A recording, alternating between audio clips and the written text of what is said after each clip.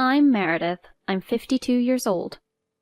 I live with my husband, Thomas, who is 59 years old, and our college student daughter, Autumn. I work as an insurance saleswoman. My husband seems to have become more irritable with age, although he wasn't like this in the past. His attitude towards store clerks and his foul language while driving are particularly bad. If a moped slows down during a right turn, he'll roll down the window. "Hurry up and turn," he shouts, honking the horn. If the cashier at the supermarket forgets to include a fork with the pasta we bought, "Are you saying I should eat with my hands?" he was always in such a state yelling like that. Every time we go out, our daughter and others end up hearing my husband's shouting. "I don't want to go out with Dad anymore," she declares, starting to avoid him. When my daughter starts to avoid him, "Why is Autumn acting like that towards me? Is she suddenly rebelling? Is it because of how you raised her?" my husband snapped at me. "Your daughter started avoiding you because you yell at strangers with your own selfish rules." And even though I speak for my daughter, he would reply, "Which one of us is doing the wrong thing? It's them." And that just fueled the fire. Who's in the rebellious phase? Or is it that he's experiencing the terrible twos over 50 years late? It's truly awful. Hey, do you think it's really worth getting upset with others about these things? Can't we just try to keep things chill and not ruin the vibe? I asked to the contrary. Thinking that it would ruin the vibe is just odd. That's something Autumn should fix. Indeed. But I'm starting to feel like I can't keep up anymore. It seems that his daughter avoiding him has made it less amusing for him to let things slide. The tension is now directed towards both me and my daughter. If there's no toothpaste, tissue boxes start flying, and if there's no morning shirt prepared, oranges start flying. It's just too much. Mom and I are becoming the punching bags for venting your frustrations. And then one day my daughter exploded with dissatisfaction.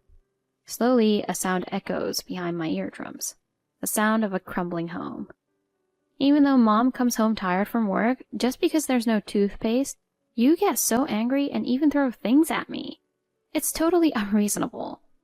Oranges or tissues won't cause any harm, right? If you prepare it yourself, it's no big deal, right? I can't keep up with you. I can't just go stepping on mines not knowing when they'll blow up, right? And so my daughter continues to avoid her father more and more. My husband only takes it further because of this. Why is Autumn's attitude towards me so bad? He kicks the wash basin to intimidate me. The toothbrushes stacked up on the kicked wash basin fell with a clatter. It scattered all over. After that, I started to believe that my daughter, if not me, needed to find a way to escape from my husband's unreasonable clutches. In winter, even though I got the flu shot, because I work outside a lot, I still got the flu and had to stay in bed. I had a high fever of 103 degrees, but the timing was bad.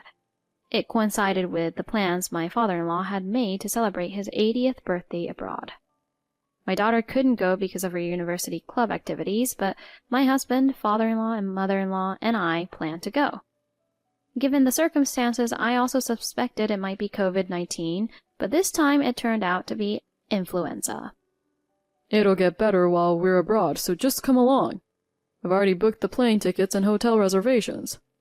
I was ordered by my husband. However, influenza is contagious, so I can't go. It's too risky. I had no choice but to refuse.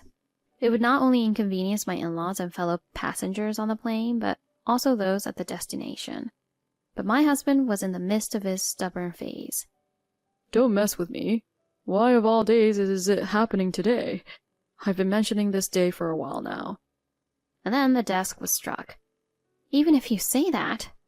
It's because you have no self-discipline. And then you tell me to prepare everything by myself? Ugh, don't joke around.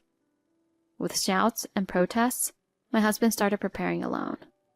Bang, bang. He began opening and closing the suitcase loudly, starting his preparations. The next morning, I was woken up by my husband yelling at me. It was still 4 o'clock. My husband woke up early to catch an early morning flight. I stayed up all night because I had to prepare everything alone. He shouts angrily. I'm sorry, but I also have a fever. Due to the flu, my voice had become hoarse. The fever shows no signs of going down, and I keep coughing. My joints ache so much that I can't even get out of bed. Even though I got medicine from the hospital yesterday, instead of getting better, I feel worse than yesterday. You're good at playing the sick role. With disgust, my husband spits out. It's true, I really have a fever, I say in a hoarse voice. Then, in the kitchen, my husband turns the tap on full blast. There's a rushing sound. He fills the bucket with water in one go, and then, If you have a fever, you should wake up. Splash. He splashes cold water on me, who's lying in bed under the covers. Huh? I can't respond in the heat of the moment. Drip by drip, water dripped down from my hair, pajamas, and the bedding, falling onto the floor. Puddles formed on the floor, and the drops of water made splashing sounds as they fell into the puddles. The area was soaked to that extent, and the mattress, soaked with plenty of water, made unpleasant sounds, squish, squish, as it absorbed the water. Cool your head off with it. My husband chuckled at my remark and then picked up his suitcase. Make sure everything's clean by the time I get back. That goes for both the house and your head. Let this cool you down and reflect. With a laugh, my husband left the door open and went out. The commotion woke up our daughter. What? Mom! Seeing the soaked floor, bedding, and me, she rushed over in shock. What's going on? She brought a towel and started wiping the floor and me. Between the fever, coldness, and shock from the water, my body trembled and my teeth chattered. With my teeth clattering, I spoke in fragments. I had plans. I told you about this day.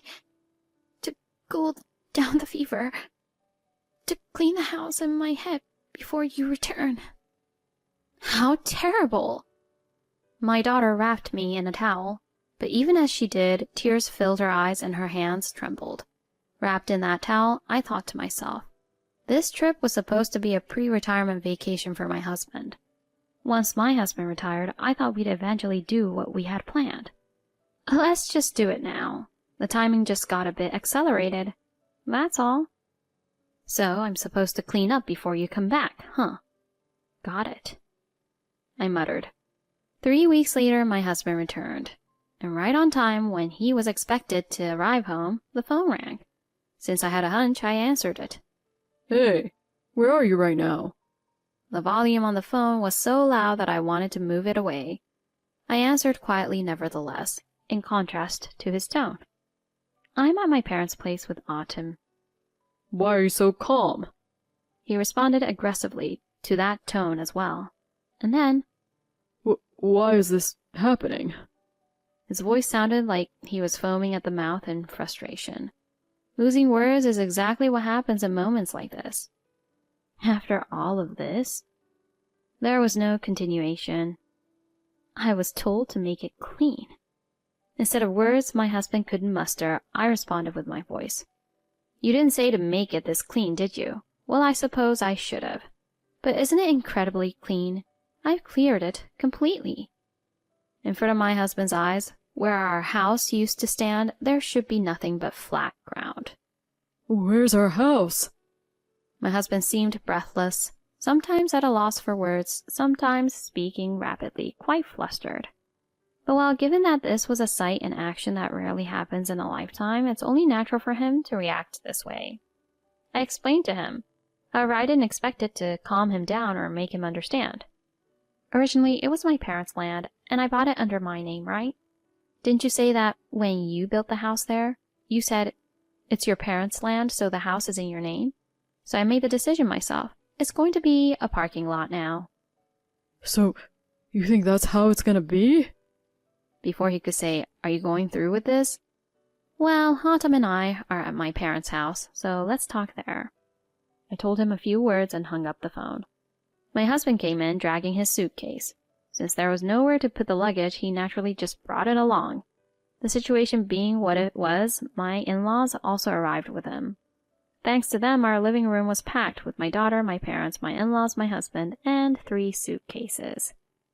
As soon as he arrived home, my husband didn't even bother to greet my parents. Jeez, I come back from Italy exhausted, and now this? Is this how it's gonna be? Is this meant as some sort of retaliation? But seriously, this is going too far. He started to clamor and rant and rave about it. And then... Eat this. He threw what was probably meant to be a souvenir cheese. You saw everything, didn't you? I asked my in-laws, who had witnessed the entire affair. My husband himself doesn't seem to realize how inappropriate his actions are. It's become too commonplace. We've seen it all. My in-laws had no choice but to answer. But my oblivious husband continued his barrage of accusations. Huh? What are you talking about? What did you see? Truly despicable. I'll show you. What you just did, it's a seriously hurtful act, you know. Huh? What do you mean? What act are you talking about? Besides, what does that matter? We're family after all. Even within a family, there are good and bad things you can do. Saying eat this to anyone, that's not okay, right? I mean, even if it's not family, you've done it to other people before, haven't you? My daughter said. And turning to my parents-in-law, she continued, Grandma and Grandpa, help. With these words, she played an audio clip on her phone. My in-laws listened to the audio clip. By the time they finished listening, their expression had changed to one of, we have to help our grandchild. The audio clip began with the voice of my husband saying, Why isn't there any toothpaste? Followed by the sound of something flying. Ouch! My scream could be heard. Stop whining over a tissue box. I'm busy in the morning. How could you run out of toothpaste? And it ended there. My daughter tapped on another audio clip. Then, There's no clean shirt here. With my husband's angry voice, there was also a sound of things being moved. You wouldn't get a bruise from something like an orange. Do you expect me to go get my shirt from the dresser in the morning? At such a busy time? And then my daughter switched the screen of her phone from audio to image and showed a single photo. This is from the morning of the trip. There in the photo was me soaked, the floor flooded, and the overturned bucket. Oh. By the time they heard the audio and saw the photo, my in-laws were already speechless. Meredith, it was the flu, right? You had a high fever. At such a time? This child. My mother-in-law's voice trembled. While looking at this photo, I explained the situation to my in-laws. This was the morning when my fever wouldn't go down. Thomas said, I'll cool your fever down. He poured a bucket full of cold water over me. What? No. I can't believe. At this point, my in-laws could only let out screams. Amidst that, there was another voice of surprise, but for a different reason. It was my husband. What? No. Apparently, he hadn't thought he was being recorded as evidence. My daughter, trembling with fear, spoke up. I was scared. So scared that something like this would happen. I started recording. She tightly gripped her phone, her voice trembling. We're sorry that it came to this, that we didn't notice, couldn't do anything. My mother-in-law tried to comfort my daughter, looking flustered. I continued with my explanation. So, my daughter, due to the escalating nature of my husband's daily actions, started avoiding him, and him getting angry about that avoidance itself. I was considering divorce upon my husband's retirement. Huh? My husband's expression was like that of a deer caught in headlights. Divorce? It seemed like he hadn't even considered it. My husband, now in a state of panic, seemed to have lost his earlier bravado and was clinging on to me, wondering where it had all gone. Well, I didn't mean it like that at all. And besides, if things I've said or done have been tough on you all, why didn't you say something about it sooner? He starts to say. Say something about what? I've told you countless times. Every time I've said it's not something worth getting angry about and it just ruins the mood. But even then, you didn't stop. I said, deciding to quietly let out all the patience I've had until now. But despite this, my husband persists. If you had said it more sternly. I sighed. I think everyone is like that. When the victim explodes, the perpetrator often doesn't realize they're causing harm. This time is no exception. I decided to use this opportunity to talk to my parents and in-laws about everything he's done to others, including getting angry at other drivers during car rides and at the cashier in supermarkets. As for my husband, Did I really say such things? I don't think I did. but each time, I was there, I heard it, my daughter would say. It seemed like, for some reason, shouting made things clear for him. Even if he remembered or not, it seemed like he thought he only said a few words. As I listened to these various exchanges, I couldn't help but think. You often see people shouting at the supermarket, but I wonder if after they've done it, they forget what they said. So even then, just all these little things that I don't even remember. I mean, sure, I've piled them up, but still, it doesn't change the fact that they are all trivial, like making a fuss about small matters or going to such lengths, My husband said, bringing the conversation back. I understand that having the house cleared makes a terrifying visual impact, and it's understandable that it might shock you. However, my mother-in-law, You don't think you let it build up that much to explode?